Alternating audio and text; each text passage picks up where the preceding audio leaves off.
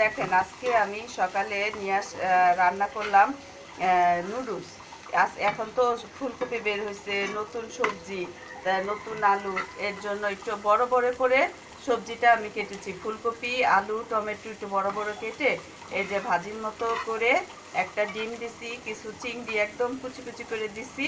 দিয়ে এখন আমি এটার ভিতরে ভাজি হয়ে গেছে, ভাজিটা হয়ে গেছে। এখন আমি নুডলসটা আগে থেকে সিদ্ধ করে রেখে দিছি, এখন সেই নুডলসটা দিয়ে দিব। প্রতিদিন বাচ্চাদের একই নাস্তা খেতে সকালে ভালো লাগে না, তাই এক এক সময় এক এক দিন এক এক রকম নাস্তা আমি বানিয়ে দেওয়ার চেষ্টা করি।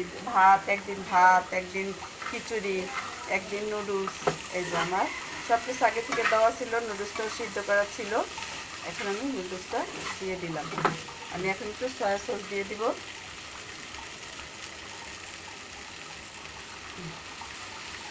আর সব কিছুই দেওয়া আছে আমার এটার ভিতরে মশলা। তাই বলে বাচ্চাদের এখন নতুন সবজি নুডলস রান্না করে দিলে, একটু সমোসার মতো একটা কিছু বানিয়ে দিলে, সবজি দিয়ে সিঙ্গারা বানিয়ে দিলে দেখবেন আপনার বাচ্চা সবজিগুলো খেয়ে ফেলবে। আমি আজকে একটু সবসময় একটু ছোট করে দেই, আজকে ফুলকপিগুলো একটু, আলুগুলো একটু অন্যভাবে ভাজির মতো করে বড় বড় করে দিছি। আমাদের মতো আপনারাও ঘরে রান্না করে খাবেন, বাচ্চাদের খাওয়াবেন, দেখবেন আপনার বাচ্চারাও পছন্দ করবে। আল্লাহ হাফেজ।